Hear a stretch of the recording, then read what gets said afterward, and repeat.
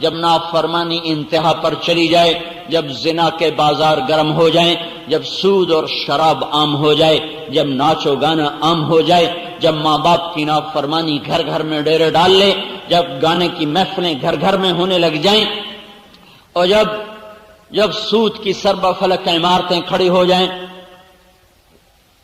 اور جب علماء کے قدم بادشاہوں کی طرف اٹھنے لگ جائیں، انہیں اللہ کی طرف قدم بڑھنے کے بجائے ان کے قدم بادشاہوں کی طرف اٹھنے لگیں، اور جب تاجر اور مالدار لوگ زکوٰۃ دینے سے منکر ہو جائیں، انکار کر دیں، جب سارا بازار بددیانتی کی بھیڑ چڑھ جائے، جب سارے بازار کا ترازو ٹیڑھا ہو جائے، لیتے ہوئے اور پیمانہ، دیتے ہوئے اور پیمانہ، جب ہر آدمی وعدے سے پھرنے والا بن جائے، اوروں کے پیسے۔ ایک دفعہ آپ مسجد میں تشریف فرما ہیں تو آپ نے ایسے سر پہ ہاتھ مارا، فرمایا ما انزل التشدید۔ جدھر جنازے پڑے جاتے تھے وہاں آپ بیٹھے تھے، صحابہ کا ایک مجمع بیٹھا تھا، آپ نے کہا اوف اوف اوف، کتنا سخت حکم آیا ہے، کتنا سخت حکم آیا ہے، لیکن کسی کو جرأت نہ ہوئی پوچھنے کی کہ کیا حکم آیا ہے۔ ایک دن گزر گیا تو عبداللہ رضی اللہ تعالیٰ نے عرض کرنے لگے یا رسول اللہ کیا سخت حکم آیا ہے؟ تو آپ نے فرمایا جو کسی کے پیسے کھا کے شہید ہو کے بھی مرا تو اللہ تعالیٰ کے ہاں اس کی بخشش کوئی نہ ہوگی، اس کا شہید ہونا بھی اسے سرخرو نہ کر سکے گا، اٹھے گا، اس کی قضا رنگین ہوگی اپنے خون سے، لیکن وہ اللہ کے ہاں مردود ہوگا کہ اس نے لوگوں کا مال کھا لیا، اس نے لوگوں کا پیسہ ہڑپ کر لیا۔ یہ سارا بازار اسی طرز پہ آ چکا ہے، ہر دوسرا آدمی وعدے سے پھر رہا ہے اور رقموں کی رقمیں ڈبو رہا ہے، گھروں کے گھروں میں ماتم کی صفیں بچھی ہوئی ہیں۔ جب یہ ہوتا ہے تو پھر اس وقت ساری انسانیت ہچکولوں میں آ جاتی ہے اور اللہ تعالیٰ کے غیظ و غضب کے دروازے کھلنا شروع ہو جاتے ہیں، سفینے ڈوبتے ہیں، ناخدا بے بس ہو جاتے ہیں۔ نوح علیہ السلام کی قوم میں یہی کچھ تھا، صرف کفر نہیں تھا، کفر کے ساتھ ہی یہ کچھ بھی تھا، اور وہ ایسے دلیر تھے کہ نوح علیہ السلام سے کہتے تھے یا نوح قد جادلتنا فاکثرت جدالنا فأتنا بما تعدنا ان كنت من الصادقین، کیا ہمیں تنگ کرتے رہتے ہو، فضول باتیں سناتے رہتے ہو، لاؤ تیرے رب کا عذاب کہاں ہے؟ کَإِنَّمَا يَأْتِيكُمْ بِهِ اللَّهُ إِن شَاءَ وَمَا أَنْتُمْ بِمُعْجِزِينَ، جب آئے گا تو تم دیکھ لو گے، پھر نہ تم کچھ کر سکو گے نہ میں کچھ کر سکوں گا۔ پھر وہ آیا فَفَتَحْنَا أَبْوَابَ السَّمَاءِ بِمَاءٍ مُنْهَمِرٍ وَفَجَّرْنَا الْأَرْضَ عُيُونًا فَالْتَقَى الْمَاءُ عَلَى أَمْرٍ قَدْ قُدِرَ وَحَمَلْنَاهُ عَلَى ذَاتِ أَلْوَاحٍ وَدُسُرٍ تَجْرِي بِأَعْيُنِنَا جَزَاءً لِمَنْ كَانَ قد غفر۔ یہ جزا ہے، یہی جزا ہے جو اللہ تعالیٰ کی نافرمانیاں کرتا ہے ان کے ساتھ یہی ہوتا ہے۔ آسمان برسنے لگا، زمین پھٹ پڑی، رواں رواں پانی بن گیا، اور ساری نسل کو اپنی آنکھوں کے سامنے ڈوبتا ہوا دیکھا، نہ چھوٹے بچے نہ بڑے بچے۔ ایک تفسیر جمل ہے، اس میں ایک واقعہ پڑا، 3 آدمی غار میں گھس گئے، اوپر سے پتھر رکھ لیا کہ اندر تو کوئی نہیں آئے گا، اب تو پانی نہیں آئے گا، ہم تو بچ جائیں گے۔ اللہ اوپر پانی چڑھا دیتا تو وہ اندر ہی گھٹ کے مر جاتے، پر میرے اللہ نے کیا کیا، پانی نہیں اندر بھیجا، ان کو پیشاب لگا دیا۔ تینوں کو اتنا زور کا پیشاب آیا، پیشاب کرنے بیٹھے، پیشاب چلتا چلتا چلتا چلتا اتنا بہا کہ انہی سے، ان کے ہی پیشاب سے سارا غار بھر گیا، اور اپنے پیشاب میں ڈوب کے اللہ تعالیٰ نے ان کو موت کے گھاٹ اتار دیا۔ سنت اللہ التی قد خلت فی عبادہ، یہی میرے اللہ کی سنت ہے، یہی میرے اللہ کا طریقہ ہے۔ جب قومیں باغی ہوتی ہیں تو اللہ کے عذاب کے در کھلتے ہیں، سفینے ڈوبتے ہیں، ہم اس کشتی پہ سوار ہیں جس کا پیندہ ٹوٹ چکا ہے، یہ پھٹے برابر نہ کیے گئے تو نہ کوئی نیک بچے گا نہ کوئی بد بچے گا، ہر ایک دنیا میں پکڑ میں آئے گا۔ اللہ تعالیٰ نے پہلی قوموں کے واقعات اسی لیے سنائے ہیں۔ ہود علیہ السلام کی قوم نے نعرہ لگایا من اشد منا قوہ، کوئی ہم سے طاقتور ہے تو ہمیں دکھاؤ۔ جس سے ہمیں ڈراتے ہو، کوئی ہم سے طاقتور ہو تو ہمیں بتاؤ جس سے ہم ڈریں، کوئی نہیں ہم سے زیادہ طاقتور۔ میرے اللہ کا جواب آیا، اولم یروا ان اللہ الذی خلقهم هو اشد منهم قوة وكانوا بآیاتنا یجحدون فارسلنا علیہم ریحا صرصرا فی ایام نحسات لنذیقهم عذاب الخزي فی الحیاة الدنیا والعذاب الآخرة اخزی وهم لا ینصرون۔ وہ کہنے لگے کہاں ہے، کون ہے، کس سے ڈراتے ہو؟ ہم تو ایٹمی طاقت ہیں، ہمیں کوئی مار سکتا ہے؟ ہم تو ایٹم بم بنانے والے ہیں، ہم پہ کوئی غالب آ سکتا ہے؟ ہر دور میں انسان پاگل یہی کرتا چلا آیا۔ جب اس کے ہاتھ میں طاقت آتی ہے وہ کہتا ہے میں ہی خدا ہوں۔ آج ایٹمی طاقتیں جو خدائی کے دعوے کر رہی ہیں یہ آج کی کہانی نہیں، پرانی کہانی ہے، اور یہ ٹوٹیں گے، یہ بھی کوئی نئی کہانی نہیں ہے، یہ بھی پرانی ہی داستان ہے۔ جیسے ہر زمانے کے فرعونوں کو اللہ نے پکڑا، ان فرعونوں کے پکڑے جانے کا وقت آ چکا ہے۔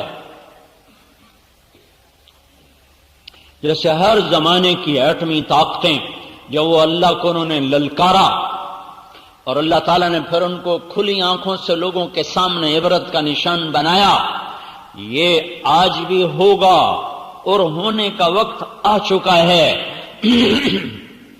جب اللہ تعالیٰ کی مہلت کا دروازہ بند ہوتا ہے پھر بساط بس لپٹنا ہوتی ہے، پھر اس کے بعد دیر کوئی نہیں ہوتی۔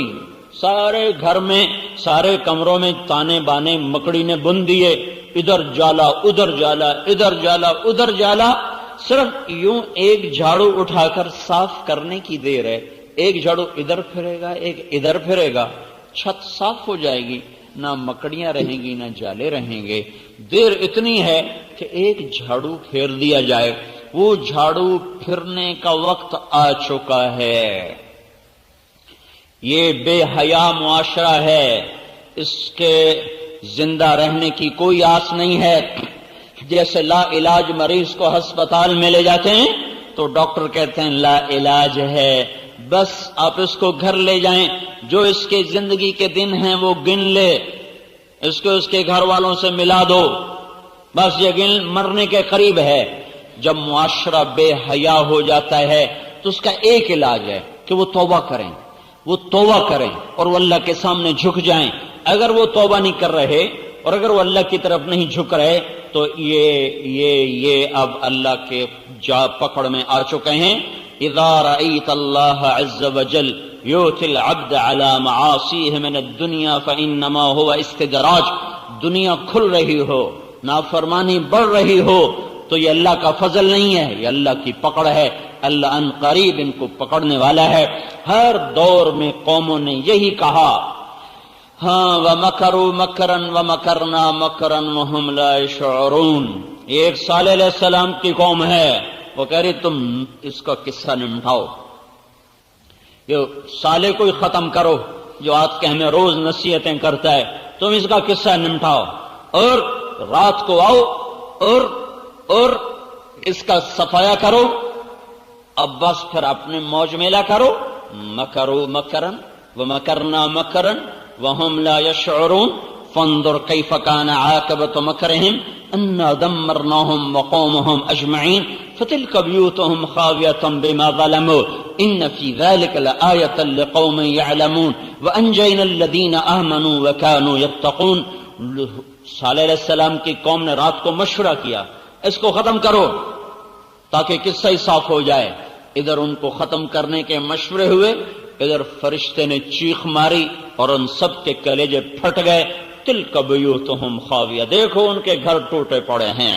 جاؤ عبرت کا نشان، لم تسکن من بعدہم الا قلیلا، وہ بستیاں آج بھی ویران ہیں، آج بھی کھنڈر ہیں، اور ان کا ہر کھنڈر بتا رہا ہے نافرمانی کا آخری انجام یہی ہے۔ فرعون نے بھی کہا تھا هذه الانہار تجری من تحتی فلا تبصرون، الیس لی ملک مصر میرا، وهذه الانہار تجری من تحتی افلا تبصرون، ہم جو چاہیں کر دیں۔ ہر زمانے کی باطل طاقت نے یہی دعویٰ کیا ہے۔ ایمان والے جو تھے نا وہ سر جھکایا کرتے تھے۔ سلیمان علیہ السلام کا تخت جب ہوا میں اڑتا تھا تو تو ایسے گردن اونچی کر کے نہیں بیٹھتے تھے. سلیمان علیہ السلام کا تخت جب ہوا میں اڑتا تھا، دائیں طرف انسان بیٹھتے تھے، بائیں طرف جنات بیٹھتے تھے، اور وہ تخت ہوا میں اڑتا تھا تو سلیمان علیہ السلام اپنی ٹھوڑی کو سینے پر رکھ لیتے، ایسے رکھ لیتے تھے، عاجزی کے ساتھ. جب ایمان والوں کو اللہ طاقت دیتا ہے تو وہ یوں ظاہر کرتے ہیں، یوں سر جھکا دیتے ہیں. جب باطل کو طاقت ملتی ہے تو گردن اونچی کرتا ہے، جو وہ زیادہ اونچی کرتا ہے تو وہ ٹوٹ کے گر جاتی ہے. جب وہ زیادہ زور سے زمین پہ پاؤں مارتا ہے تو وہ پاؤں کاٹ دیا جاتا ہے، اس پاؤں کو توڑ دیا جاتا ہے. یہی میرے اللہ کی سنت ہے، یہی میرے اللہ کا طریقہ ہے. نبی پاک صلی اللہ تعالی علیہ وسلم 20 برس کے مجاہدوں کے بعد مکے میں فاتحانہ داخل ہو رہے ہیں. 20 برس کے دکھ اٹھائے ہیں اور اس گھر سے نکالے گئے. کس خوف سے نکلے، کس دکھ کے ساتھ نکلے. جب آپ نے یوں مکے کی وادی پر ایک نظر ڈالی تو ارشاد فرمایا، یا مکہ ما اطیبک من بلد واحبک الی، اے مکہ تو مجھے کتنا پیارا ہے، تو مجھے کتنا محبوب ہے. لولا ان قومی اخرجونی منک لما سکنت غیرک، تیری اگر میری قوم مجھے تجھ سے جدا نہ کرتی تو میں تجھے چھوڑ کے کبھی نہ جاتا. ان جذبات کے ساتھ آپ نکلے، غار میں چھپے، راہیں بدلی.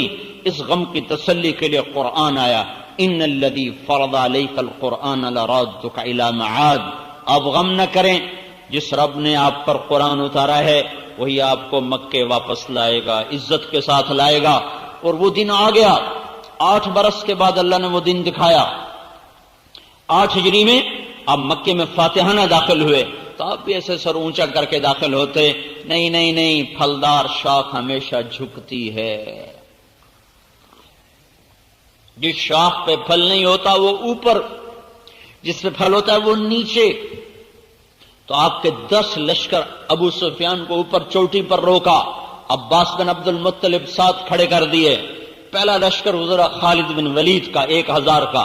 انہیں ابو سفیان کو دیکھ کے نعرہ لگایا، اللہ اکبر. انہوں نے کہا یہ کون ہے؟ عباس سے پوچھا یہ کون ہے؟ کہا یہ خالد کا. اچھا، چھوکرا سردار بن گیا. پیچھے دوسرا لشکر بھیجا زبیر ابن عوام کا 500 کا. انہوں نے دیکھ کر کہا اللہ اکبر. کہا یہ کون ہے؟ کہا زبیر. کہا اچھا تیری بہن کا بیٹا، صفیہ کا بیٹا؟ کہا ہاں. واہ، یہ بھی سردار بن گیا. تیسرا لشکر ابو ذر غفاری رضی اللہ تعالیٰ عنہ، مکے میں مار کھانے والے اور مر کے بچنے والے 300 کا لشکر. انہیں ابو سفیان کو دیکھ کر کہا اللہ اکبر. کہ یہ کون ہے؟ کہ یہ بنو غفار ہے. کہ مالی والے غفار. پھر آپ نے اس کے پیچھے چوتھا لشکر بھیجا تو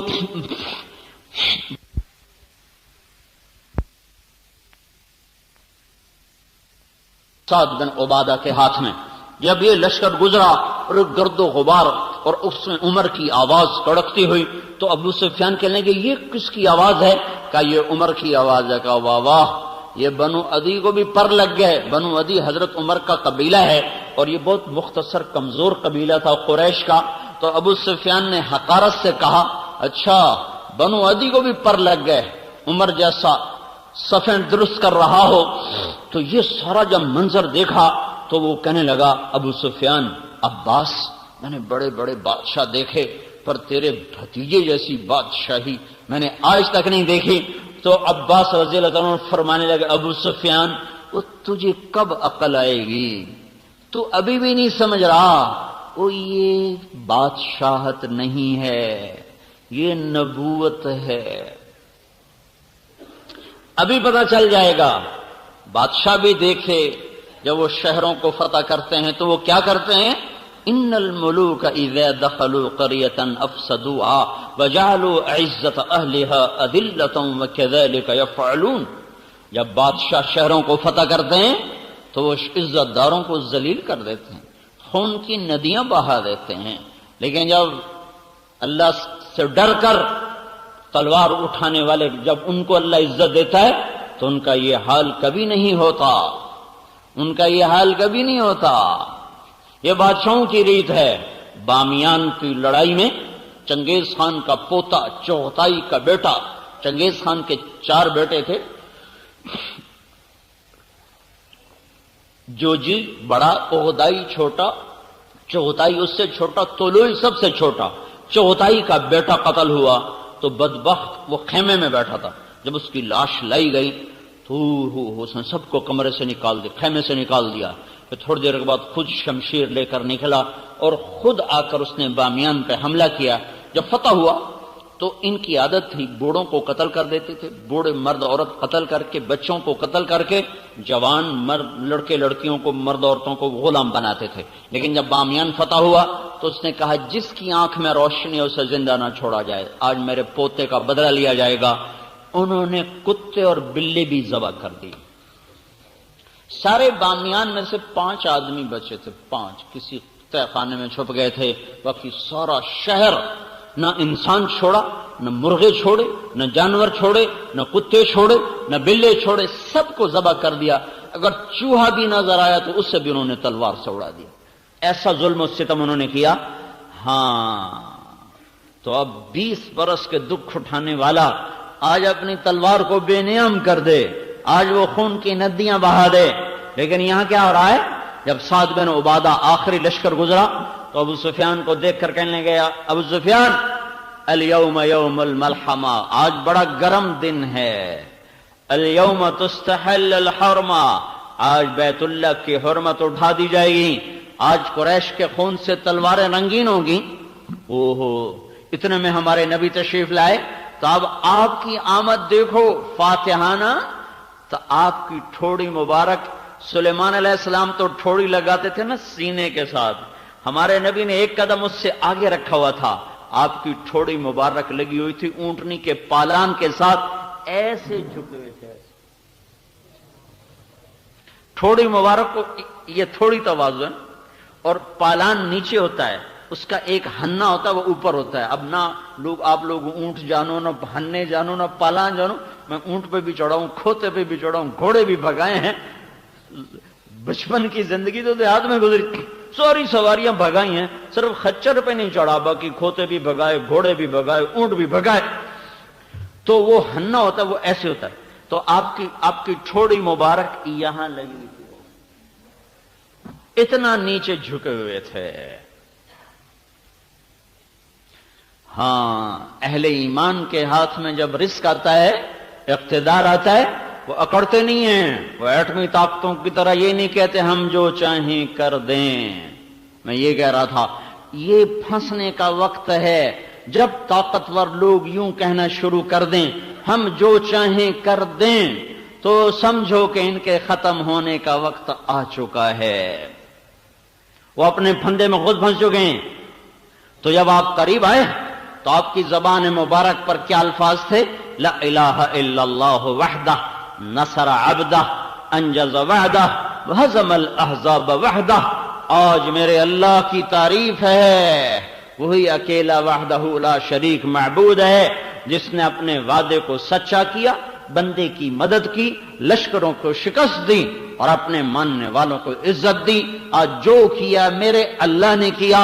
یہ کہتے ہوئے جب آپ ابو سفیان کے قریب آئے تو ابو سفیان نے اوپر سے کہا الیوم یوم الملحمہ، یا رسول اللہ کیا آج گرم دن ہے؟ کیا آج خون بہانے کا دن ہے؟ تو آپ نے جواب دیا الیوم یوم المرحمہ، آج خون بہانے کا دن نہیں ہے، آج معاف کرنے کا دن ہے۔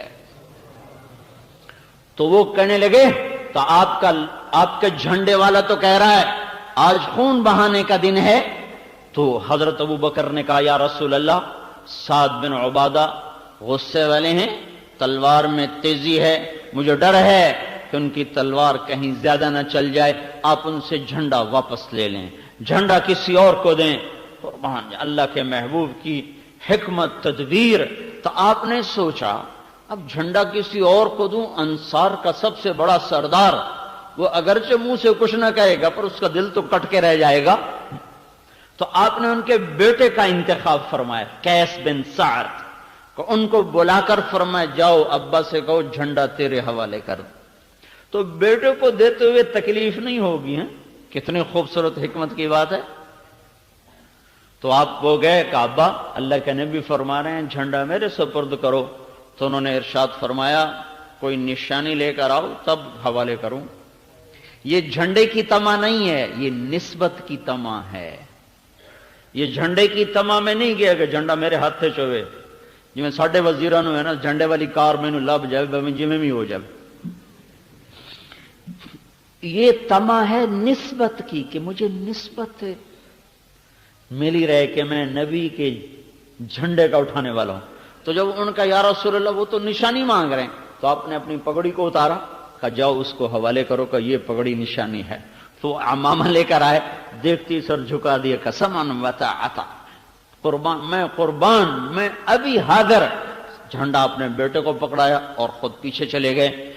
جب اللہ کے نیک بندے، جب اللہ سے ڈرنے والے وہ اقتدار پر آتے ہیں تو وہ یہ منظر دکھاتے ہیں، اور جب باطل طاقتیں یا ایمان والے جن کے دل مر چکے ہوں، اندھے ہو چکے ہوں، جب ان کے ہاتھ میں اقتدار آتا ہے تو وہ منظر دکھاتے ہیں جو آج کی طاقتیں دکھا رہی ہیں۔ ان سب کی ہلاکت کا وقت آ گیا ہے۔ جب فرعون نے کہا تھا انا ربکم الاعلی، تو پھر اللہ نے اٹھا کے اسے سمندر میں پھینکا تھا۔ جب شداد نے کہا تھا میں یہیں جنت بناؤں گا، تب اللہ تعالیٰ نے اسے زیر زمین پہنچایا تھا۔ جب قارون نے کہا تھا انما اوتیتہ علی علم عندی، میرا اپنا ہے یہ سب کچھ، رب کون ہے دینے والا، میں نے خود بنایا ہے، تو اللہ نے خزانوں سمیت زمین میں دھنسایا تھا۔ اور جب عاد کی قوم نے کہا تھا من اشد منا قوہ، کوئی ہے ہم سے طاقتور تو دکھاؤ، تو پھر اللہ تعالیٰ نے ہواؤں کے دروازے کھولے تھے۔ تو میرے بھائیوں، نافرمانی اس وقت انتہا پر ہے۔ اس وقت ہر گناہ کی فصل تیار ہو چکی ہے، ہر فصل پک چکی ہے، ہارویسٹر پڑے گا اور یہ دھرتی صاف ہوگی جب بے حیائی باہر آ جائے، دروازوں سے باہر، جب بازاروں میں بھی موسیقی ہو، اور جب سکرین پر ننگے ناچ ہو رہے ہوں، جب گھر گھر ننگے ناچ دیکھے جا رہے ہوں، جب بازاروں میں بھی ننگی تصویریں اور بڑے بڑے پوسٹر ان کے آویزاں ہو چکے ہوں، جب بیٹیوں کے تن سے کپڑے اتر جائیں اور وہ عریانیت کی اور کھلا ہوا پیکر بن کے دیکھنے والوں کو پتہ نہیں ضمیر مر گئے یا دل مر گئے یا آنکھیں پتھر ہو گئیں، پتہ نہیں کیا ہوا ہے، کچھ تو ہوا ہے، کچھ تو ہوا ہے۔ کب آنکھیں کھلیں گی؟ اتنے بڑے زلزلوں نے بھی آنکھیں نہ کھولی، تو اس کے بعد اب مزید کیا ہونے والا ہے، کیا ہوگا؟ کہ میں اس وقت سے پکار رہا ہوں، دوڑو دوڑو دوڑو، ففروا الی اللہ، دوڑو اللہ کی طرف، دوڑو اللہ کی طرف، اور کوئی پناہ نہیں ہے۔ نافرمانی نے پھٹے اکھاڑ دیے ہیں۔ اور اللہ تعالیٰ کے محبوب صلی اللہ تعالی علیہ وسلم کی ایک مثال خوبصورت، اپنی جان بچانی ہو، ایمان بچانا ہو، اور اپنی عزت آبرو اولاد کو بچانا ہو تو بھائیو گھروں کو چھوڑ دو اور نکلو تبلیغ میں، اور ایک ایک کی منت کر کے ان کو توبہ کے راستے پر لاؤ۔ میرے محبوب نے فرمایا مثل القائم فی حدود اللہ والواقع فیہا کمثل قوم استہموا علی سفینۃ فصار بعضهم اعلاها وبعضهم اسفلها۔ ایک قوم کی مثال دی جو کشتی میں سوار ہیں، کچھ اوپر کے حصے میں، کچھ نیچے کے حصے میں ہیں۔ جو نیچے والے ہیں اذا استقوا الماء مروا علی من فوقهم، پینے کا پانی اوپر ہے، نیچے کوئی نہیں۔ نیچے والے بیٹھ کے مشورہ کرتے ہیں یار یہ اوپر جانے میں تکلیف ہے، پھٹا توڑو نیچے سے پانی نکالو، پھٹا توڑو نیچے سے پانی نکالو۔ یہ خبر اوپر جاتی ہے کہ نیچے والے پانی پینے کے لیے پھٹا توڑنے لگے ہیں۔ اب اگر ان اخذوا علی ایدیہم نجوا ونجوا جمیعا وان ترکوہم ہلکوا وہلکوا جمیعا، اگر اوپر بیٹھنے والوں نے یہ کہا توڑنے دو پھٹا، کوئی ہمارا تھوڑا ہی توڑ رہے ہیں، کوئی ہمارا توڑ رہے ہیں، ہمارا پھٹا تو ٹھیک ہے، میں تو فرسٹ کلاس کے کیبن میں بیٹھا ہوا ہوں۔ میں اس حدیث کو ایک سمندر کے سفر سے جتنا سمجھا ہوں اتنا کسی کتاب اور شرح سے نہیں سمجھا۔ ایک سمندری سفر کیا تھا بیلجیم سے انگلینڈ 4 گھنٹے کا، اور سمندر میں طوفان تھا اور جہاز بہت بڑا تھا، اس مسجد سے بھی بڑا جہاز تھا، 4 گنا اس سے بڑا جہاز ہوگا۔ اس سفر سے یہ حدیث میری آنکھوں کے سامنے کھلی ہے کہ اللہ کے نبی نے کتنی خوبصورت مثال سے تبلیغ کی اہمیت کو سمجھایا اور نافرمانوں کو روکنے کو سمجھایا کہ یہ کتنا اہم کام ہے۔ اگر فرما بردار لوگ یہ سمجھتے رہے ہم تو نیک نمازی ہیں، ہمارے گھر میں ٹی وی کوئی نہیں، ہمارے گھر میں VCR کوئی نہیں، ہمارے گھر میں کوئی کسی قسم کی نافرمانی کوئی نہیں، شاید دائیں والا بائیں والا آگے والا پیچھے والا جو کرتا ہے کرنے دو، ہمیں کیا ہے، ہمیں کیا ہے، ہمارا کیا نقصان کرتا ہے، اس نقصان کو سمجھایا جا رہا ہے۔ اوپر آواز پہنچی، وہ نیچے پھٹا توڑ رہے ہیں، تو اوپر والے کیا کہیں؟ توڑنے دو، کوئی ہمارا توڑ رہے ہیں، ہمارا کیا ہے، میں تو فرسٹ کلاس کے کیبن میں بیٹھا ہوں، میرے لیے تو کھانا بھی آ رہا ہے، چائے بھی آ رہی۔ اگر ایسا ہو گیا تو تھوڑی دیر کے بعد پتہ چلے گا کہ نیچے والے ڈوب گئے اور فرسٹ کلاس کے ڈوبنے کا وقت آ گیا ہے۔ اب پانی اسے نگلنا شروع ہو چکا ہے اور کشتی تہ کی طرف جا رہی ہے۔ اب ویلا کام نہ آئے گا، اب اوپر والے بھی ڈوبیں گے، نیچے والے بھی ڈوبیں گے۔ اوپر والے نیک لوگوں کی مثال، نیچے والے نافرمان لوگوں کی مثال۔ اوپر والے لوگ یہ کہیں جو نماز نہیں پڑھتا ہماری کیا، جو شراب پیتا ہے ہمیں کیا، جو زنا کرتا ہے ہمیں کیا، جو سود کھاتا ہے ہمیں کیا، جو جھوٹ بولتا ہے ہمیں کیا، جو ماں باپ کا نافرمان ہے تو میری کوئی سردردی ہے، میرا کوئی ٹھیکہ ہے۔ اگر یہ ہوتا رہا تو پھر جب زنا کی فصل کٹے گی پاک دامن بھی کٹیں گے، جب سود کی فصل کٹے گی تو حلال کھانے والے بھی کٹیں گے، جب شرابیوں پہ کوڑا برسے گا تو پانی پینے والوں پر بھی برسے گا۔ پھر مسجد بھی گر گئی، مندر بھی گر گئے، گھر بھی گر گئے۔ دریا نے نہ نیک چھوڑا نہ بد چھوڑا، زمین نہ نیک چھوڑتی نہ بد چھوڑتی ہے۔ موت کے بعد اپنی اپنی نیتوں پر فیصلہ ہوگا، وہ موت کے بعد ہے، لیکن زمین کی پکڑ سے بچنے کے لیے اللہ تعالیٰ کے نبی نے خوبصورت مثال دی ہے کہ انہیں روکو، انہیں روکو، انہیں روکو، انہیں روکو، ورنہ ان کی ہلاکت کے ساتھ تم بھی ہلاک ہو جاؤ گے۔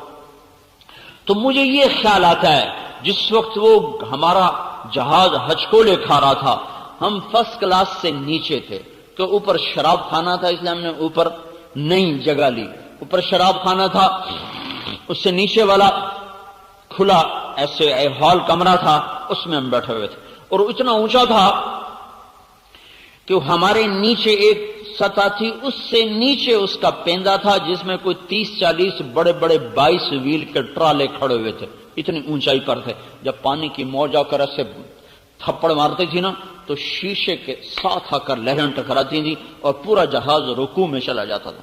ادھر سے موج اٹھتی ادھر کر دیتی، ادھر سے موج اٹھتی ادھر کر دیتی، اس طرح 4 گھنٹے ہمارے لیے 40 سال بن گئے تھے۔ لگتا تھا جیسے ساحل پر جا کر ہم لگیں گے ہی نہیں۔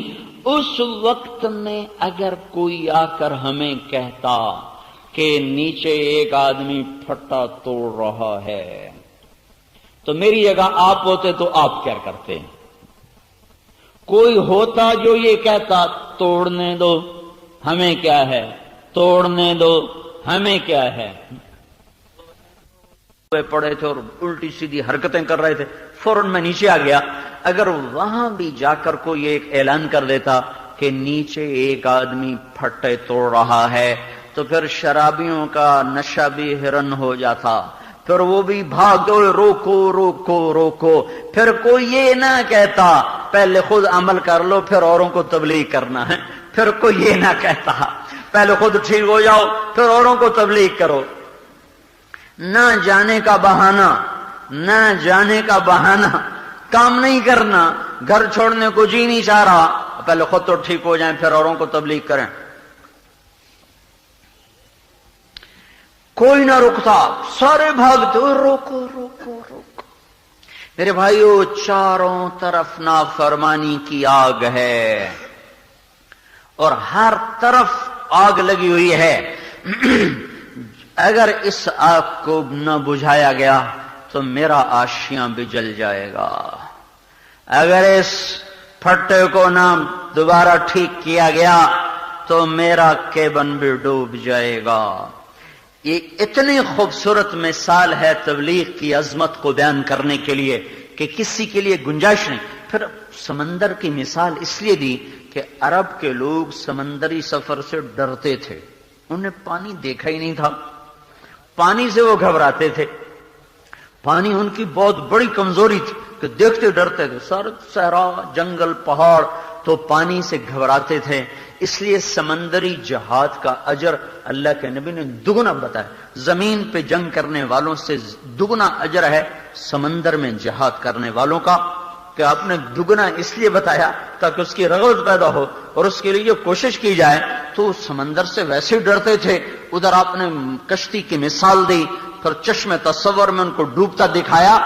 تو چونکہ میں نے ایک سمندری سفر کیا اور خوش قسمتی سے ایک طوفان بھی دیکھا، پھر اس حدیث کو بھی پڑھا ہوا ہے، ان دونوں کو جب میں نے آپس میں جوڑا تو میرے اوپر ساری شروحات ایک طرف رہ گئیں اور وہ میرا سفر ایک طرف، کہ میں دیکھتا ہوں کہ اس تبلیغ کے کام کے بغیر حفاظت نہیں ہے، اس تبلیغ کے کام کے بغیر نجات نہیں ہے۔ جب سفینہ ڈوبے گا سارے ڈوب جائیں گے۔ ہاں، اللہ کا وعدہ ہے وَأَنْجَيْنَا الَّذِينَ يَنْهَوْنَ عَنِ السُّوءِ، جو اوروں کو برائی سے روکنے کی کوشش کر رہے ہوں گے اللہ ان کی حفاظت فرمائے گا، اللہ ان کو بچائے گا۔ تو میرے بھائیو، میں تو کب سے عرض کر رہا ہوں، کب سے شور مچا رہا ہوں، نافرمانی کی فصل کٹنے پر آ چکی ہے، اس کو اب مرنا ہے۔ یہ جراثیم اپنی زندگی پوری کر چکے ہیں۔ جیسے وہ سنڈی ہوتی نا، وہاں ہم کپاس، آج کل کپاس لگی ہوئی ہے، تو سنڈی کی ایک عمر ہوتی ہے، وہ آتی ہے فساد مچاتی ہے، پتے کھا جاتی ہے، ٹنڈا کھا جاتی ہے، پودے کو برباد کر دیتی ہے، پر پھر خود وہ ایک کچھ 4 ہفتے کا اس کا سارا سرکل ہوتا ہے، اس کے بعد وہ اپنی موت آپ مر جاتی ہے۔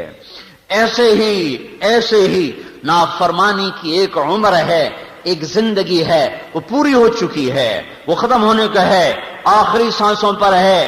میں شور مچا رہا ہوں، واپس آ جاؤ، واپس آ جاؤ، واپس آ جاؤ، یہ سفینہ ڈوبنے والا ہے، اس کشتی کے بادبان پھٹ چکے ہیں، اس کے پیندوں میں سوراخ ہو چکے ہیں اور موجیں اس کو نگلنے کے لیے تیار ہیں، صرف ایک اشارے کا انتظار ہے، اوپر سے امر آئے گا اور یہ سب زیر و زبر ہوگا، اور یہ سب جب کسی کو پانی بہائے، کسی کو ہوا اڑائے، کسی کو زمین نگل جائے، کسی کو فرشتے کی چیخ آئے، جو بھی ہو یہ کرنا میرے اللہ کا کام ہے۔ جب دنیا زنا سے بھری اللہ نے اسے صاف کیا، جب دنیا ظلم و ستم سے بھری اللہ نے اسے صاف کیا، جب دنیا لواطت سے بھری اللہ نے اسے صاف کیا، جب دنیا بددیانتی اور خیانت سے بھری اللہ نے اسے صاف کیا۔ بے حیائی اور بددیانتی 2 معاشروں کو سب سے شدید پکڑائی ہے۔ شعیب علیہ السلام کی قوم بددیانت تھی، جو ہمارے فیصل آباد کا تاجر کر رہا ہے، جو لاہور، پنڈی، پشاور، ملتان، کراچی کے تاجر کر رہے ہیں، کہ پیسہ کمانے کے لیے ہر چیز کو داؤ پہ لگا چکے ہیں۔ نہ عزت ہے، نہ قول ہے، نہ وعدہ ہے، نہ شریعت ہے، نہ وفا ہے۔ مال کمانا ہے، جیسے مرضی کماؤ۔ شعیب علیہ السلام کی قوم کا یہی مذہب تھا۔ أَتَأْمُرُكَ صَلَاتُكَ أَن نَّتْرُكَ مَا يَعْبُدُ آبَاؤُنَا وَأَن نَّفْعَلَ فِي أَمْوَالِنَا مَا نَشَاءُ إِنَّكَ لَأَنتَ الْحَلِيمُ الرَّشِيدُ۔ بڑا آیا نیک پاک بزرگ، چل مسجد میں بیٹھ کے اللہ اللہ کر، ہمارے کاروبار میں مت دخل دے، ہم جو چاہیں مرضی کریں، اپنا مال ہے، ساری دنیا کی منڈیوں پہ قبضہ کیا، اور میرے بھائیو، اللہ کو اپنے بندوں سے بڑا پیار ہے، چاہے کافر ہی کیوں نہ ہو، اپنے ہاتھوں سے جو بنایا ہے، جبھی تو نبی بھیجے، جبھی تو رسول بھیجے، جبھی تو سمجھانے والے بھیجے، جو لوگوں کے چولہے بجھاتا ہے اللہ تعالیٰ کا اس پر غیظ و غضب نازل ہوتا ہے۔ اللہ تعالیٰ نے سود کے خلاف اعلان جنگ کیوں کیا ہے؟ زانی کے خلاف کوئی نہیں، وہ بھی گناہ ہے، شرابی کے خلاف کوئی نہیں، وہ بھی گناہ ہے، کافر کے خلاف کوئی نہیں، کافر تو سب سے بڑا مجرم ہے، مشرک سب سے بڑا مجرم ہے، اور اللہ تعالیٰ نے کہا سود کھانے والے کو بتا دو میرا اور میرے رسول کا تمہارے خلاف اعلان جنگ ہے۔ کیوں ہے؟ کہ سود کھانے والے لوگوں کے چولہے بجھا دیتے ہیں، ان کے منہ سے نوالے چھین لیتے ہیں، ان کے زرق برق جو لباس ہیں وہ غریبوں کے خون کے چھینٹوں سے سرخ ہوتے ہیں، ان کے چہروں کی لالی وہ غریبوں کا چوسا ہوا خون ہوتا ہے، ان کے گھروں کے چراغاں میں غریبوں کا خون جل رہا ہوتا ہے، ان کی کمائی نہیں ہوتی۔ تو اللہ تعالیٰ کو اپنے بندوں سے پیار ہے، اعلان جنگ ہے میرا سود کے خلاف۔ اعلان جنگ شعیب علیہ السلام کی قوم نے یہی کیا تھا، غریبوں کا رزق چھین لیا تھا بددیانتی کے ساتھ۔ زمین میں زلزلہ آیا، ایک عذاب، زلزلہ آیا، ایک عذاب، او ہو اوپر سائبان کی طرح بادل چھایا اور اس میں سے آگ برسی، یہ دوسرا عذاب۔ زمین کپ کپائی، فرشتے کی چیخ آئی، آسمان سے آگ برسی، اللہ نے 3 عذابوں میں ان کو پکڑا اور ان کی ساری منڈی کو جلا کے راکھ بنا دیا۔ جاؤ اردن میں ہماری جماعت گئی تھی 1991 میں، آج بھی وہ عبرت کا نشان بن کے کھڑے ہوئے بتا رہے ہیں کہ جب بازار کا تاجر بددیانت ہو جاتا ہے تو آخری انجام یہ ہے، یہ تجارت ٹوٹے گی، یہ تجارت ٹوٹے گی، یہ نظام ٹوٹے گا۔ اور پھر دوسرا بے حیا معاشرہ تھا لوط علیہ السلام کی قوم کا، جن پر اللہ نے 5 عذاب کٹھے برسائے۔ 5 عذاب کسی قوم پر نہیں آئے، بے حیا معاشرے کو تنبیہ کی جا رہی ہے۔ زمین میں زلزلہ آیا، چہرے مسخ کر دیے گئے، فطمسنا اعینہم، فرشتے کی چیخ آئی، آسمان سے پتھر برسے، جعلنا عالیہا سافلہا، اوپر کا نیچے، نیچے کا اوپر کر دیا گیا اور پٹخ کے زمین پر مارا اور 70 مربع میل میں پانی نکل آیا۔ 70 مربع میل میں پھیلا ہوا شہر اللہ نے چند منٹوں میں انہیں پتھر مار مار مار کے چہرے پہلے ہی مسخ کیے۔ زلزلہ، فرشتے کی چیخ، اوپر سے پتھر، اوپر کا نیچے، نیچے کا اوپر، اور پھر مستقل ان پر عذاب کی شکل قائم کر دی کہ وہ ڈیڈ سی کہلاتا ہے کہ کوئی چیز وہاں زندہ نہیں رہ سکتی، اتنا گندا پانی ہے بحر مردار کا۔ سب سے زیادہ اس بے حیا معاشرے پر اللہ تعالیٰ نے عذاب کی کوڑے برسائے، 5 قسم کے عذاب آئے۔ تو خیانت اس وقت سارے بازاروں میں ابل ابل رہی ہے، اور بے حیائی کے گٹر ابل ابل ابل کے انہوں نے دیہات کیا، شہر کیا، سب کو اپنی لپیٹ میں لیا ہوا ہے۔ یہ صاف ہوں گے،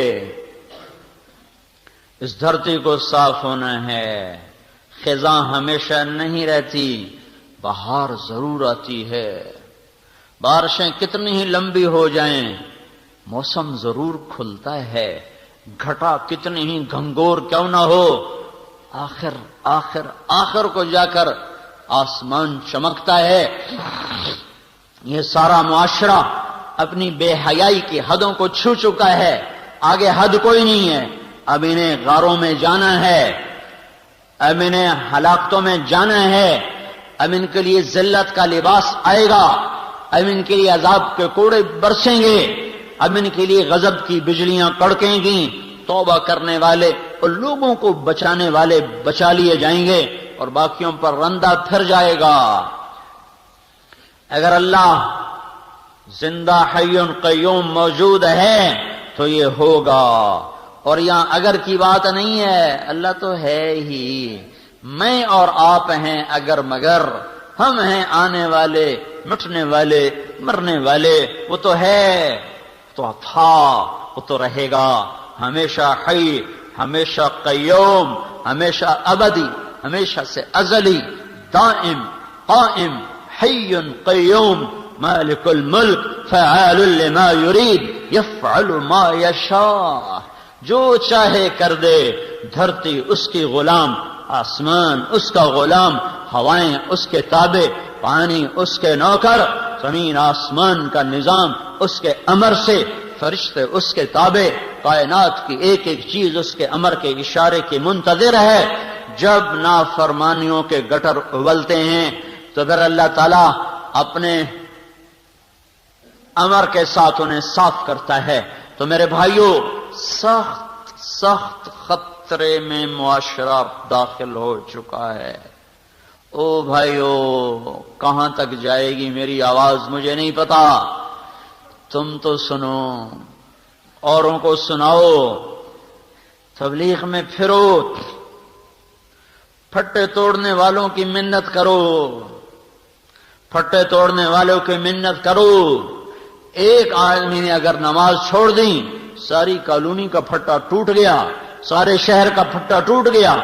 8 بازاروں میں ایک آدمی نے سود پہ کام کر لیا، ایک آدمی نے بددیانتی سے کام کر لیا تو پھٹا ٹوٹ گیا۔ اور جب 100 میں 100 بددیانت بیٹھے ہوں، 10,000 کٹھے کرو تو ایک دیانتدار نظر آتا ہے۔ تو جب اس طرح بددیانتی کا افریت نگل چکا ہو تو اس کشتی کے ڈوبنے کے سارے اسباب مکمل ہو چکے ہیں۔ اس لیے میرے بھائیوں، میں سارے بھائیوں کی خدمت میں یہ پکار رہا ہوں، عرض کر رہا ہوں کہ توبہ کر کے اللہ کو مناؤ اور اللہ کی راہوں میں پھرو، تبلیغ میں پھرو، تبلیغ میں پھرو، لوگوں کے پیچھے پھرو، ان کی منتیں کرو۔ یہ اس وقت گھروں میں بیٹھنے کا وقت نہ نیکوں کے لیے ہے، نہ بد کے لیے ہے، نہ تاجر کے لیے ہے۔ سب سے بڑی عبادت اس وقت لوگوں کے پیچھے پھر کر ان کو تیار کرنا ہے۔ یہ امت نبیوں والا کام لے کر آئی ہے، یہ امت حضرت محمد صلی اللہ علیہ وسلم کی نائب بن کر آئی ہے۔ ساری دنیا میں پیغام حق کی آواز لگانا اس امت کے ذمے ہے۔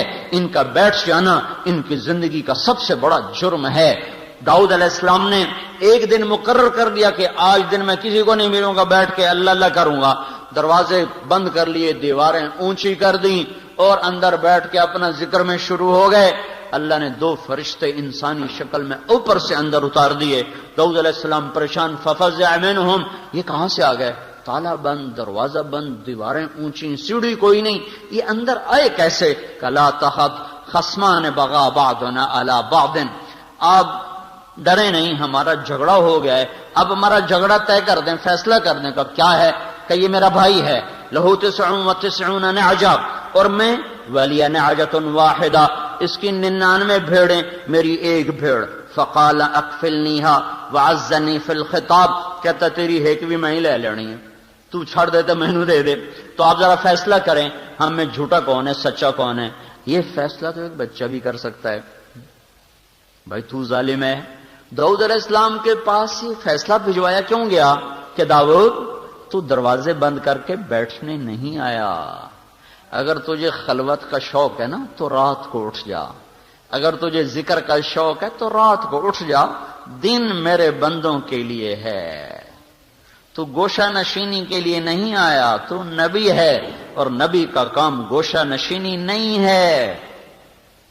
بے شک خلوت بڑی ضروری ہے، اللہ کے ساتھ تنہائی میں باتیں کرنا بہت ضروری ہیں، پر اللہ نے اپنے نبی سے کہہ دیا وہ رات کو کیا کر، دن میں نہ کیا کر، کیونکہ ان لک فی النہار سبحا طویلا، تجھے دن میں کام ہے بڑا لمبا چوڑا، تو کیا کر، اٹھ قم اللیل الا قلیلا نصفہ او انقص منہ او زد علیہ ورتل القرآن ترتیلا ومن اللیل فاسجد لہ وسبح لیلا طویلا۔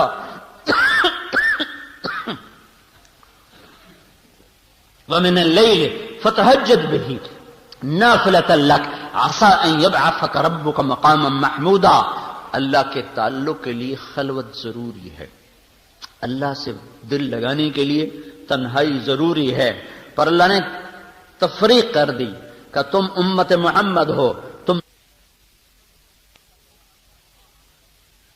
کو دن میں بڑا لمبا کام کرنا ہے، کہنا تو یہ ہے، اس کو تشبیہ دی ہے تیرنے کے ساتھ۔ تیرنے کے ساتھ تشبیہ دینے میں اس کی عظمت، اہمیت اور تسلسل کی طرف اشارہ ہے۔ پیدل چلنے والا رک جائے تو اس کو کوئی نقصان نہیں، گاڑی میں جانے والا بریک لگا لے تو اسے کوئی نقصان نہیں، اسے جلدی پہنچنا تھا آدھا گھنٹہ دیر سے پہنچے گا، اس نے ایک گاڑی چھوڑ دی دوسری پکڑ لی، صبح کی بجائے شام کو پہنچ گیا۔ لیکن جب کوئی آدمی پانی میں اتر جاتا ہے تو اب وہ نہ رک سکتا ہے، نہ وہ آرام کر سکتا ہے، نہ وہ اپنے تیرنے کو موقوف کر سکتا ہے، جب تک کنارے پر ہاتھ نہ لگیں یا تہ تک پاؤں نہ پہنچیں، اس وقت تک اسے تیرنا ہے اور تیرنا ہی ہے۔ اگر وہ سست ہوا تو پانی بہا کے لے جائے گا، اگر وہ رک گیا تو پانی کی موجوں کی نظر ہو جائے گا، اگر وہ ٹھہر گیا تو تہ اس کی قبر بن جائے گی۔ لہذا اسے ہر حال میں تیرنا ہے۔ اے میرے محبوب، تیرے ذمے نبوت کا کام، تیرے ذمے تبلیغ کا کام، تیرے ذمے دعوت کا کام لگا ہے، تیرے لیے اب آرام کوئی نہیں ہے۔ تو چل اور چل اور چل اس مانجھی کی طرح جسے جب تک کنارہ نہ نظر آئے اور جب تک اس کی کشتی کنارے پر لنگر انداز نہ ہو، اس کا ہاتھ چپو کو چلاتا رہتا ہے، وہ اور پتوار ساتھی بن جاتے ہیں۔ جب تک کشتی کنارے نہ لگے اس کا ہاتھ اور پتوار حرکت میں رہتے ہیں، یہاں تک کہ کشتی لنگر انداز ہوتی ہے، تب جا کر منزل آتی ہے۔ میرے محبوب، تیرے لیے آرام کوئی نہیں ہے، چلو چلو اے امت محمد، تمہارے لیے آرام کوئی نہیں ہے، تیرتے جاؤ تیرتے جاؤ یہاں تک کہ کنارے پر پاؤں لگ جائیں۔ وہ کنارہ کیا ہے؟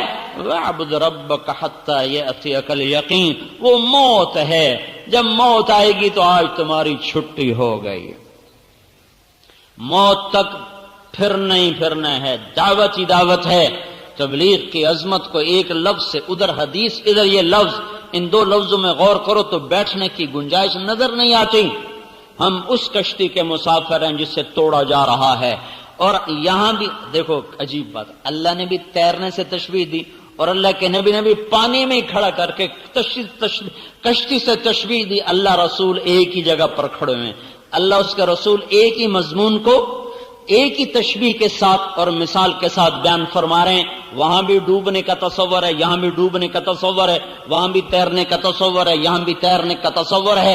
یہ دونوں آپس میں ملی ہوئی ہیں۔ یہ لفظ سبحن طویلا اور یہ حدیث بخاری، ان دونوں میں ایسی خوبصورت مطابقت ہے کہ جیسے پانی میں تیرنے والے کے لیے جہد مسلسل ہے، یہ امت محمد الرسول اللہ کی رسالت کا اقرار کرنے کے بعد اور آپ کو آخری نبی ماننے کے بعد اب ان کے لیے یہ کوئی گنجائش نہیں ہے کہ یوں اسلام مٹتا ہو اور یوں مسلمان کی بیٹی گھنگرو باندھ کے ناچ رہی ہو، ناچ دیکھنے والا بھی کلمہ گو ہو، نچانے والے بھی کلمہ گو ہوں اور ناچنے والے بھی کلمہ گو ہو، زنا کے اڈے چلانے والوں کا بھی یہ دعویٰ ہو کہ ہم کلمہ پڑھتے ہیں، اور شراب بیچنے والوں کا بھی دعویٰ ہو کہ ہم کلمہ پڑھتے ہیں، اور مسجدوں کو اجاڑنے والوں کا بھی یہ دعویٰ ہو کہ ہم کلمہ گو ہیں۔ جب یہ حال ہو جائے تو اس وقت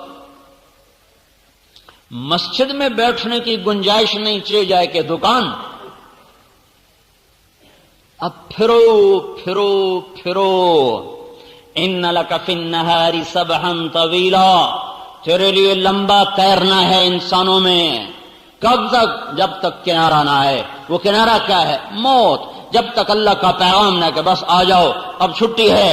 یا ایھا المدثر قم فانذر وربک فکبر وثیابک فطہر والرجز فہجر ولا تمنن تستکثر۔ جب یہ آیات اتری تو آپ نے کہا خدیجہ میرا بستر لپیٹ دے، میرے آرام کے دن گئے۔ میرے اللہ نے کہا ہے اٹھ جا اور میں اپنی قوم کو میری طرف بلا۔ خدیجہ میں کس سے بلاؤں، میری کون سنے گا؟ تو حضرت خدیجہ نے، اللہ ان کو جزا دے، انہوں نے عرض کی یا رسول اللہ آپ دعوت دینے میں پہل کریں، میں قبول کرنے میں پہل کرتے۔ جس دن بستر لپیٹا تھا پھر 23 برس تک وہ بستر نہیں کھلا، کانٹوں پہ زندگی گزر گئی۔ ہاں جس دن سیج بچھائی جانی تھی اس دن فاطمہ رضی اللہ عنہا سرانے بیٹھ کے رو رہی تھیں، واہ کرب اباہ، واہ کرب ابا، آئے میرے باپ کے درد، ہے میرے باپ کا درد۔ تو آپ نے فرمایا بس میری بیٹی، لیس علی ابیک کرب بعد اليوم، آج تیرے باپ کے دکھ کا آخری دن ہے، آج تیرے باپ کو چھٹی مل جائے گی، آج سکھ ہی سکھ ہیں، بس یہ آنکھ بند ہونے کی دیر ہے، آج کے بعد تیرا باپ کوئی دکھ نہ دیکھے گا، کوئی غم نہ دیکھے گا۔ یہی کام اس امت کا ہے، اس امت کے ذمے اس ایمان کی کشتی کو لے کر انسانیت کے سمندر میں تیرنا ہے۔ اگر یہ نہیں تیریں گے تو کفر کی موجیں انہیں بہا کے لے جائیں گی، زنا کے تھپڑے ان کو زانی بنا دیں گے، شراب کے تھپڑے ان کو شرابی بنا دیں گے، سود کی کالی موجیں ان کو سود خور بنا دیں گی، ظلم کی کالی موجیں انہیں ظالم بنا دیں گی، اور یہ ان بے رحم، اور پانی کا ڈوبا تو شہید ہوتا ہے، اور جو گناہوں کے سمندر میں ڈوب گیا وہ برباد ہو گیا، وہ سیدھا جہنم میں جاتا ہے۔ تو میرے بھائیوں، میں تو کب سے فریاد کر رہا ہوں کہ توبہ بھی کرو اور اللہ کی راہوں میں نکلو، تبلیغ میں پھرو اور لوگوں کے پاؤں پکڑ کر ان سے توبہ کرواؤ۔ اگر یہی حال رہا تو پھر کچھ اور ہو جائے گا، کچھ اور ہو جائے گا۔ قبل اس کے کہ وہ ہو جائے ہم توبہ کریں، لوگوں سے توبہ کروائیں، رات کو اللہ کو رو رو کے منائیں، یا اللہ مہربانی کر دے، مہربانی کر دے۔ صدیاں ہو گئیں، صبح آ ہی نہیں رہی، پر کوئی صبح کو طالب نظر آئے تو صبح بھی آئے۔ کب سورج نکلے گا؟ کوئی آنکھ تو ہوتی جو مشرق کی طرف اٹھ اٹھ کے دیکھتی۔ کب بہار آئے گی؟ کوئی تو ہوتا جو آنسوؤں کا پانی زمین کو پلاتا، اس زمین میں بہار آتی۔ لیکن جب سونا ہی سونا ہو، بیدار ہونے والی آنکھ ہی کوئی نہ ہو، تو خزاں کب چھٹے گی پھر؟ تو قبل اس کے کہ کوئی اور تھپڑ لگ جائے، کوئی اور نقشہ قائم ہو جائے، بھائیو نکلو نکلو اور نکلو، اور لوگوں کو نکالو اللہ کی راہوں میں، توبہ کرو، مسجدیں بھرو، دکانوں کو، گھروں کو نافرمانی کی چیزوں سے پاک کرو۔ جو توبہ کریں گے اللہ انہیں چمکائے گا، بچائے گا، اور جو اسی غفلت میں رہ گئے پتہ نہیں آنے والے کل میں کیا ہوگا۔ ان ربک فعال لما یرید، وہ جو چاہتا ہے کر دیتا ہے، ہم تو عاجز اور بے بس ہیں، ہمارے ہاتھ میں تو کچھ بھی نہیں۔ تو تم تو توبہ کر کے اٹھو یہاں سے، کرتے ہو نا؟ ایک دفعہ کہہ دو یا اللہ میری توبہ، ایک دفعہ اور کہہ دو یا اللہ میری توبہ، ایک دفعہ اور کہہ دو یا اللہ میری توبہ۔ زمین و آسمان میں اپنی تدبیر کو، تقدیر کو، ارادوں کو نافذ کرنے والے اللہ، اے بحر و بر پر بغیر مشاورت کے، بغیر شرکت کے حکومت کرنے والے اللہ، اپنے فیصلوں کو نافذ کرنے والے، اپنے فیصلوں کو پورا کرنے والے، ساری کائنات کے یا اللہ تن تنہا مالک وحدہ لا شریک اللہ، ہم تیری صفات کو نہ بیان کر سکتے ہیں، نہ تصور میں لا سکتے ہیں، نہ احاطہ کر سکتے ہیں۔ تیرے محبوب نے بھی تیری تعریف میں عرض کیا تھا لا نحصی ثناء علیک، اے مولا ہم تیری تعریف کا احاطہ نہیں کر سکتے۔ انت کما اثنیت علی نفسک، تو جیسا ہے جیسے تو نے اپنی ثنا کو بیان کیا ہے، ہم ویسے ہی ان تمام جملہ صفات و ثنا کے ساتھ ہم تجھ پر ایمان لائے۔ یا اللہ ہم تیرے کمزور حقیر فقیر بندے ہیں، تو شہنشاہ اعظم ہے، ہم میرے مولا مجبور ہیں، تو میرے مولا مختار ہے، جابر ہے، ہم ضرورتوں کے غلام ہیں، تو ہر ضرورت سے پاک ہے، ہم زمان و مکان کے پابند ہیں، تو زمان و مکان سے پاک ہے میرے مولا، ہم کھانے پینے کے محتاج ہیں، تو تو کھانے پینے سے پاک ہے میرے مولا، ہم تھکن کے، آرام کے، نیند کے بندھنوں میں پھنسے ہوئے میرے مولا، تو تھکن سے بھی پاک ہے، نیند سے بھی پاک ہے، اونگ سے بھی پاک ہے۔ ہمیں حالات ہم پر اثر انداز ہوتے ہیں، تو ہر حال سے پاک ذات ہے۔ صدمے ہمیں رلاتے ہیں، دکھ ہمیں درد مند کرتے ہیں، تو ہر قسم کے حال سے پاک ذات ہے میرے مولا۔ ہم اپنے سارے دکھوں کے ساتھ، غموں کے ساتھ، اپنی اجڑی ہوئی دنیا لے کر، اجڑا ہوا دین لے کر تیرے در پر سائل فقیر بن کر حاضر ہوئے میرے مولا۔ تو ہماری حاضری پر نظر کرم فرما دے، ہماری حاضری پر نظر کرم فرما دے۔ یہ اس قابل ہی نہیں کہ یا اللہ ہم اس پر کوئی قبولیت کا دعویٰ کر سکیں، تو بس تیرے در پر درخواست کرتے ہیں کہ اپنی نظر کرم کو متوجہ کر دے۔ تیرے محبوب کی امت پہ اوکھی گھڑیاں آئی ہوئی ہیں میرے مولا، ہر طرف سے مصیبتیں مصیبتیں ہیں، آفات ہی آفات ہیں، راحتیں ہم سے روٹھ گئی ہیں، امن چین رخصت ہو گیا ہے، انسان انسان کو کھا رہا ہے، درندے بنے ہوئے میرے مولا، ہر طرف ظالم دندناتے پھر رہے ہیں، فرعون للکارتے پھر رہے ہیں۔ تیرے نیک بندوں پر زمین تنگ ہو گئی، تیرے غریب بندوں پر یا اللہ جہان سکڑ اور سمٹ کے رہ گیا ہے۔